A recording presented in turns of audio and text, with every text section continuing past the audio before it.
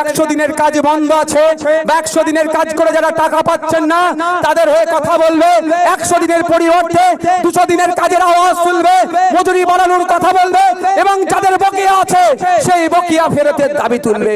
আপনাদের যাদের আবাস যোজনা চুরি হয়েছে, আবাস যোজনা পাচ্ছেন না, যারা সঠিক গরিব মানুষ যারা আবাস যোজনার অন্তর্ভুক্ত তাদের যাতে আবাস যোজনায় ঘর পায় তাদের হয়ে আওয়াজ তুলবে, কোনো কাট মানি নেবে না।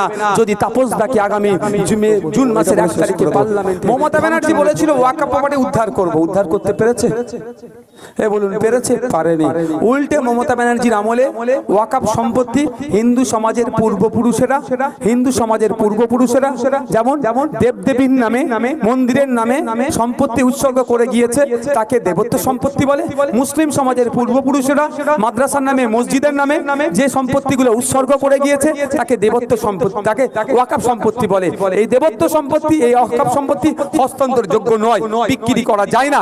কিন্তু মমতা ব্যানার্জির আমলে, এই জ্যোতিপ্রিয় বাবুদের আমলের এমন উন্নয়নের ছোঁয়া, এই কাকলি দিদির আমলের এমন উন্নয়নের ছোঁয়া, বিএলআর অফিসগুলোতে এমন উন্নয়ন পৌঁছে গিয়েছে ওই হস্তান্তরযোগ্য নয় যে সম্পত্তিগুলো বিক্রি হয়ে যাচ্ছে।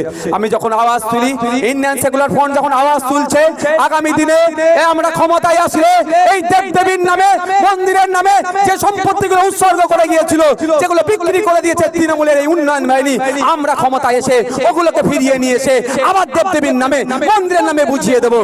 তখনই নওশাদ সিদ্দিকীরা মুসলমানদের দল, মনসাদের মাথায় টুপি মুখে দাড়ি, ও মুসলমানদের দল ওর কাছে যাবি না। যখন আমি আওয়াজ তুলি যে আপনার জলজমি জঙ্গলের স্বাভাবিক অধিকার আদিবাসীদের, সেই অধিকার কেন হরণ করা হচ্ছে, জলজমি জঙ্গল থেকে আদিবাসীদেরকে কেন উচ্ছেদ করা হচ্ছে, আমার নমশূদ্র মতুয়া ভাইদের অর্থাৎ দলিত ভাইদের কোটাতে কেন নন দলিতরা চাকরি করছে, আদিবাসী কোটাতে কেন নন আদিবাসীরা চাকরি করছে।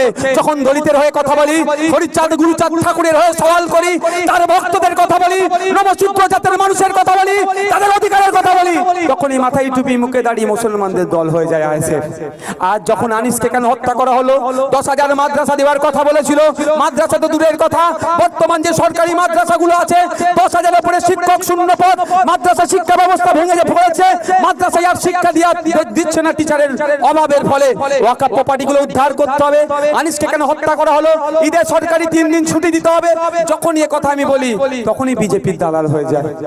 আরে যাবো কোথায়? আমার মুসলিম মায়ের হয়ে কথা বললে বিজেপির দালাল, আমার হিন্দু মায়ের হয়ে কথা বললে মুসলমানদের দল। যাবো কোথায়? বলা কি বন্ধ করে দেবো?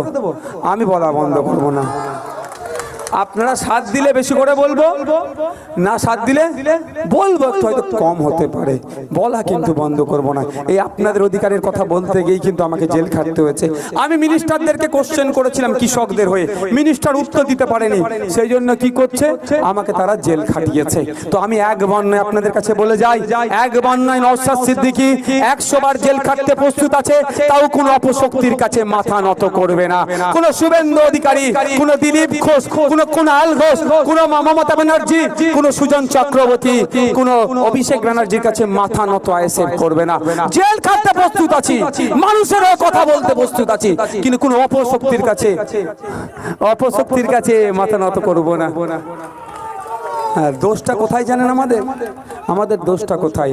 আমরা কি বলি আপনাদের এই জায়গায় বলে যাচ্ছি, সামনে জুন মাসের 1 তারিখে খাম চিহ্নে ভোট দিয়ে পার্লামেন্টে পাঠালে আপনাদের যে 100 দিনের কাজ বন্ধ আছে, 100 দিনের কাজ করে যারা টাকা পাচ্ছেন না তাদের হয়ে কথা বলবে, 100 দিনের পরিবর্তে 200 দিনের কাজের আওয়াজ তুলবে, মজুরি বাড়ানোর কথা বলবে এবং যাদের বকেয়া আছে সেই বকেয়া ফেরতের দাবি তুলবে।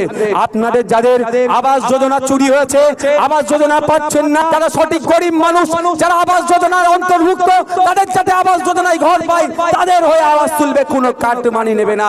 যদি তাপস দাকে আগামী জুন মাসের 1 তারিখে পার্লামেন্টে খাম চিহ্নে ভোট দিয়ে আপনারা পাঠান। আপনাদের কি বলছি বুঝতে পেরেছেন? তবে একটা কথা বলে যায় আপনাদেরকে, এটা বলেই শেষ করব।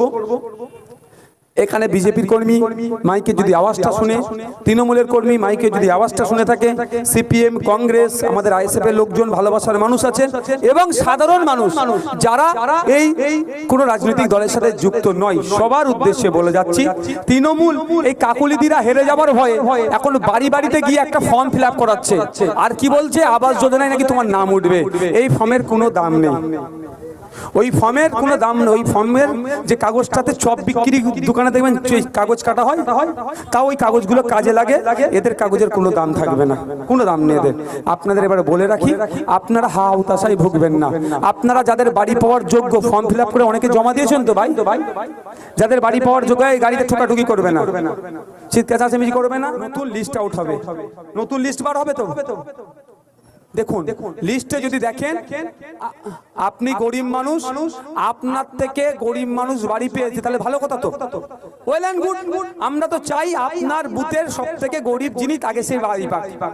আর যদি দেখেন গরিবের পরিবর্তে ওই কাকুলিদির দলে ঝান্ডা নিয়ে ঘুরতে বলে তার পাকা বাড়ি, 4 চাকা আছে, মাছ ধরার ট্রলার আছে, বা 2 চাকা আছে, বা বাড়িতে ফ্রিজ আছে, বা চাষযোগ্য জমি 8-10 বিঘে আছে, এক কথাই যারা বাড়ি পাওয়ার যোগ্য নয়, তারা কাকুলিদিদেরকে, তাদের দলকে 30,000